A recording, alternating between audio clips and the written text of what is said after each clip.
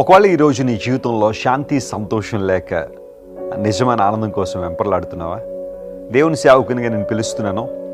యేసుక్రీస్తు ప్రభువు నీకు నిజమైన శాంతిని, సమాధానాన్ని దయచేయడానికి ఈ లోకానికి వచ్చారు. మత్తయి సువార్త 11:28 మనం చదివితే, ప్రయాసపడి భారం మోసుకుంచిన సమస్త జనులారా నా యొద్దకు రండి, నేను మీకు విశ్రాంతిని కలుగజేతును అని యేసు ప్రభు వారు మాట్లాడారు. ఆయన విశ్రాంతిని కలుగజేసే దేవుడు. ఆయన ఎంతోమంది ఆయన అంగీకరించిన వారు, యేసు ప్రభువును తమ హృదయంలో చేర్చుకున్న వారు శాంతి సంతోషాలతో బ్రతుకుతున్నారు. అంతవరకు వారి బ్రతుకులు అస్తవ్యస్తంగా ఉండి భయంకరమైన పరిస్థితుల్లో ఉన్నవారు యేసుక్రీస్తు ప్రభు ప్రేమతత్వాన్ని అర్థం చేసుకుని శాంతిగా, సంతోషంగా, మహదానందంతో వారు జీవిస్తున్నారు. ఒకవేళ ఈరోజు ఈ మాటలు వింటున్న నీ జీవితంలో శాంతి సంతోషం లేదా?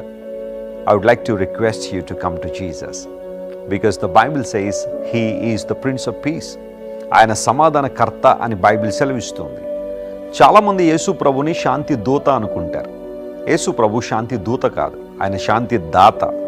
నీకు నాకు నిజమైన, ఎన్నడూ కూడా మన హృదయాల్లోంచి తొలగిపోని శాంతి సమాధానాలను యేసు ప్రభు ఉచితంగా దయచేస్తారు. ఆయన మిమ్మల్ని ప్రేమిస్తున్నంతగా లోకంలో మరెవరూ మిమ్మల్ని ప్రేమించట్లేదు. నేడే అనుకూల సమయం, ఇదే రక్షణ దినం. నీ జీవితంలో ఇంతవరకు కూడా ఓటమి, నైరాశ్యం, వైఫల్యంతో సతమతమవుతున్నావా?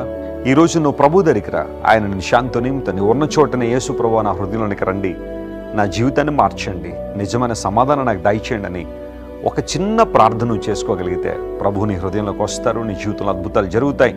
పాపం మీద ప్రభు నీకు జయమిస్తాడు. ఉన్నతమైన ఆశీర్వాదాలను పొందుకుంటావు. దేవుడు మిమ్మల్ని దీవించి ఆశీర్వించునుగాక.